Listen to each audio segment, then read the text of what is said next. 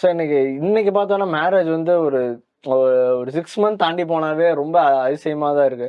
5 வருஷம் 10 வருஷம் கப்புள்லாம் பார்க்கறது ரொம்பவே ரேரா இருக்கு. பெர்சன்டேஜ் இன்க்ரீஸ் இருக்கு. டேட்டாவே இருக்கு ஆக்சுவலி கூகுள்ல. மேரேஜ் எதனால இப்ப டக்குன்னு பிரேக் ஆகுதுன்னு நினைக்கிறீங்க சார்? விட்டு கொடுக்குற தன்மை இல்லை, அதான் வேற ஒன்றுமே இல்லைம்மா. ஓ. விட்டு கொடுக்கணும், அவ்வளோதான். அந்த காலத்தில் எல்லாருமே சின்ன சின்ன விஷயங்களுக்கு விட்டு கொடுத்து வாழ்ந்தோம்மா. இப்போ வந்து யாரும் விட்டு விட்டு கொடுக்குற மனநிலைமை இல்லை. அது உண்மை தான், வேற ஒன்றும் இல்லை. விட்டு கொடுத்துட்டோம். அதாவது என்னன்னா, எல்லாருமே காலையில் எந்திரிக்கும் போதே இன்னைக்கு இவங்கள திட்ட போகிறோம், இவங்களுக்கு நம்ம வந்து பிரச்சனை பண்ண போகிறோம், அப்படி எந்திரிக்கிறது இல்லை. ஏதோ ஒரு சூழ்நிலையில் ஏதோ ஒரு கோபத்தில் யார் மேலே இருக்கிற கோபத்தை ஒரு வார்த்தை முன்னே வந்தோம்.